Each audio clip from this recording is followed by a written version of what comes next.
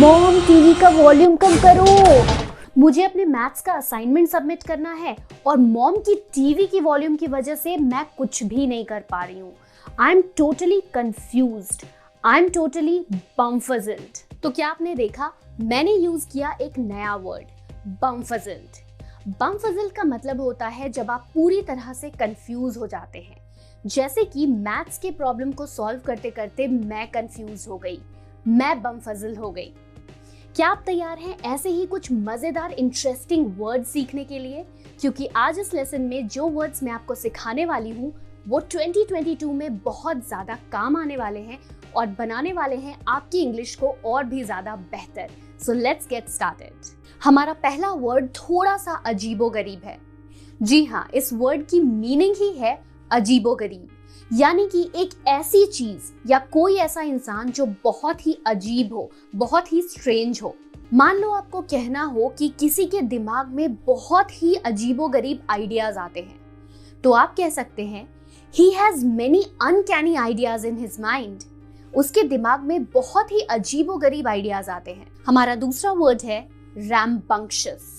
rambunctious इस word का मतलब है नॉइजी, और इसे आप दो चीजों को डिस्क्राइब करने के लिए यूज कर सकते हैं।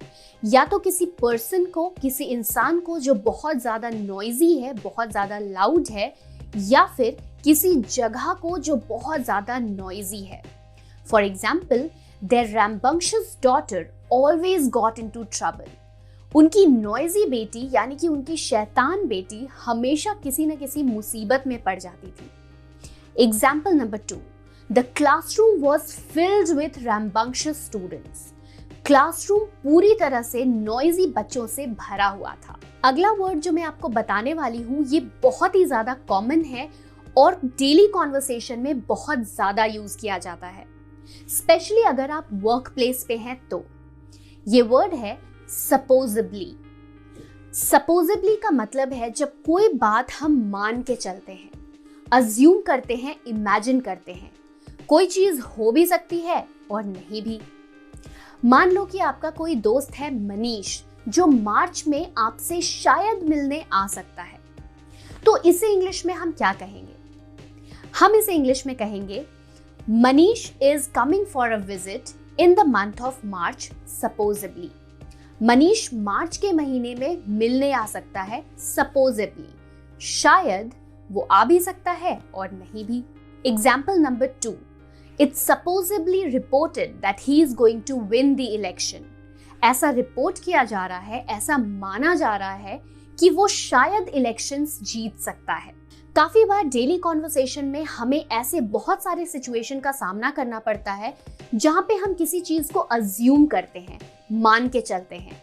ऐसे सिचुएशंस में हम इस वर्ड का यूज कर सकते हैं।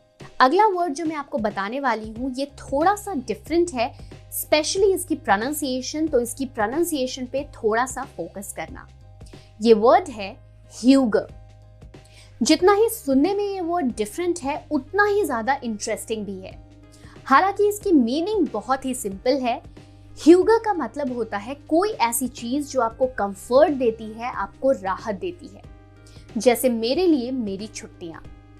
Holidays are full of huger for me and my family। मेरे परिवार और मेरे लिए छुट्टियां ऐसी चीज हैं जो हमें राहत देती हैं। और साथ ही सर्दी का मौसम। Winter is the most huger time of the year। साल का सबसे कंफर्टिंग महीना होता है सर्दी का। Moving on with our next word। हमारा अगला वर्ड है लॉन्ग हॉल। इस वर्ड को हम दो तरीके से, दो सिचुएशंस में यूज कर सकते हैं। सबसे पहला, सिंपल सेंटेंस में। लॉन्ग हॉल का मतलब होता है एक लंबा सफर, एक लंबी जर्नी।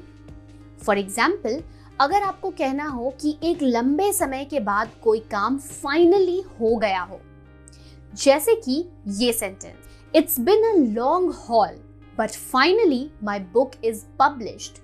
एक लंबे सफर के बाद, एक लंबे समय के बाद फाइनली मेरी बुक पब्लिश हो गई। इसी वर्ड को अगर हम मेडिकल टर्म्स में देखें तो ये वर्ड बन जाता है लॉन्ग हॉलर, जिसका मतलब है कोई ऐसा इंसान जो काफी लंबे टाइम से किसी बीमारी से जूझ रहा हो। जैसे मान लो मुझे कहना हो कि वो कोविड-19 के सिम्टम से काफी लंबे टाइम से जूझ रही थी, इसीलिए वो हॉस्पिटलाइज हो गई, तो मैं कहूंगी she was hospitalized due to long hauler symptoms of COVID-19। हमारा अगला इडियम है सोचो जरा हटके, यानी कि think outside the box। जब भी हम कुछ नया सोचते हैं, कुछ क्रिएटिव सोचते हैं, कुछ अलग सोचते हैं, तो उसे इंग्लिश में हम कहते हैं think outside the box। जैसे कि teacher should always think outside the box to make her lessons more interesting। एक टीचर को हमेशा कुछ क्रिएटिव, कुछ नया, कुछ अलग सोचना चाहिए ताकि उसके लेसन्स और भी ज्यादा इंटरेस्टिंग हो। और ऐसे ही advertising agencies should think outside the box to make their ads more creative.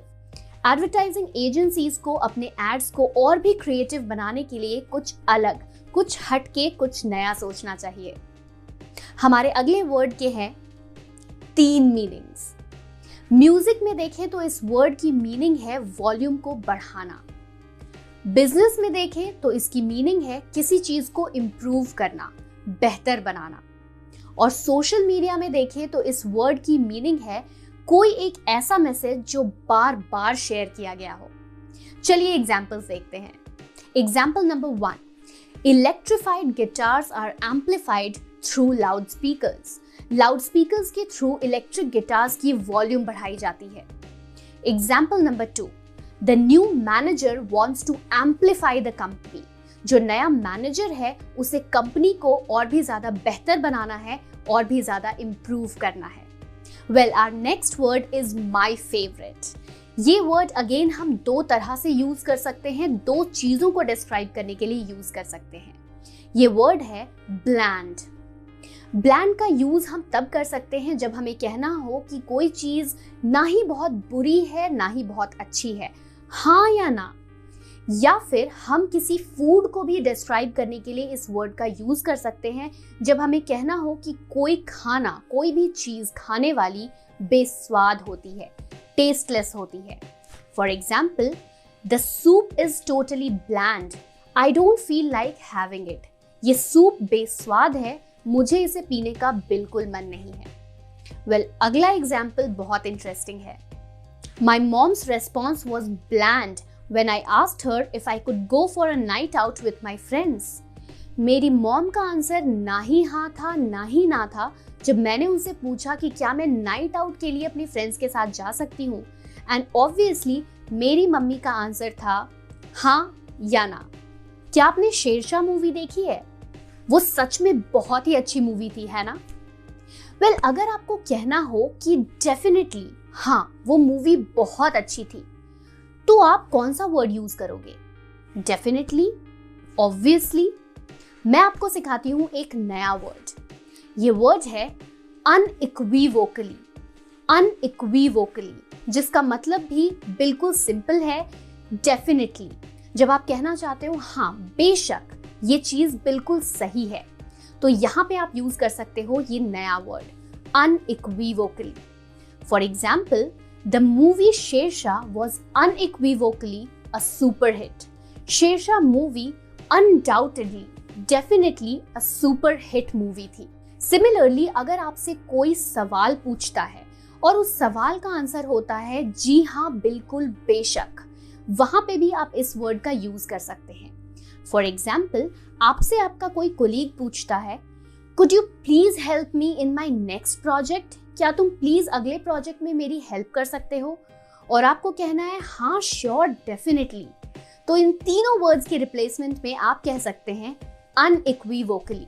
जब मुझे एयरपोर्ट पे लंबे टाइम के लिए फ्लाइट्स की डीले होने की वजह से बैठना पड़ता है ना, तो मैं अपनी मॉम को कॉल करके कहती हूँ waiting all day at the airport is a real bummer. Bummer एक ऐसा वर्ड है जो ये डिस्क्राइब करता है कि आप डिप्रेस्ड हो, आप सैड हो, आप अनॉयड हो, दुखी हो। ऐसे टाइम पर आप इस वर्ड का यूज कर सकते हैं। For example, it's a bummer that the concert is cancelled. ये एक ऐसी डिप्रेसिव फीलिंग है क्योंकि कॉन्सर्ट कैंसिल हो गया। तो ऐसे टाइम पे आप बमर वर्ड का यूज कर सकते हो जब आप सैड फील कर रहे हो, गुस्सा हो, अनॉयड हो या डिप्रेस्ड हो। आज का हमारा सेकेंड लास्ट वर्ड है जूस्ड। जूस्ड की बहुत सारी मीनिंग्स होती हैं, लेकिन जो मीनिंग मैं आपको बताने वाली हूँ वो है एक्साइटेड होना या किसी काम को करने के लिए उत्सुक यानी कि ईगर होना। For example, the band's fan were juiced for the upcoming concert. जो बैंड के फैंस थे वो बहुत ज्यादा उत्सुक थे आने वाले कॉन्सर्ट के लिए। या फिर Radhika is juiced for the release of her upcoming web series. अपने आने वाले वेब सीरीज के रिलीज के लिए राधिका बहुत ज्यादा एक्साइटेड है, बहुत ज्यादा उत्सुक है। और आज का हमारा आखिरी वर्ड है जोंक्ड। जोंक्ड की मीनिंग भी बहुत सिंपल है। इसकी मीनिंग है जब आप कंप्लीटली टायर्ड हो जाते हो, बहुत ज्यादा थक जाते हो, एग्जॉस्टेड हो जाते हो। For example, we were completely zonked after 11 hours of long journey. 11 घंटे की लंबी जर्नी के बाद हम पूरी तरह से थक गए थे। Example number 2, after a very hard working day Harshita zonked out. एक लंबे हार्ड वर्किंग दिन के बाद हर्षिता पूरी तरह से टायर्ड हो गई, पूरी तरह से एग्जॉस्टेड हो गई, थक गई। इस मजेदार वीडियो की तरह मेरा फुल स्पोकन इंग्लिश कोर्स भी बहुत अलग है, बहुत खास है, जिसमें मैंने बिल्कुल शुरू से लेकर एडवांस लेवल तक स्टेप बाय स्टेप सिखाया है और बोलने की प्रैक्टिस भी करवाई है। लिंक डिस्क्रिप्शन में मिलेगा, लेकिन वहां जाने से पहले इस वीडियो को लाइक करके जाना, अपने कमेंट्स देकर जाना। All the best.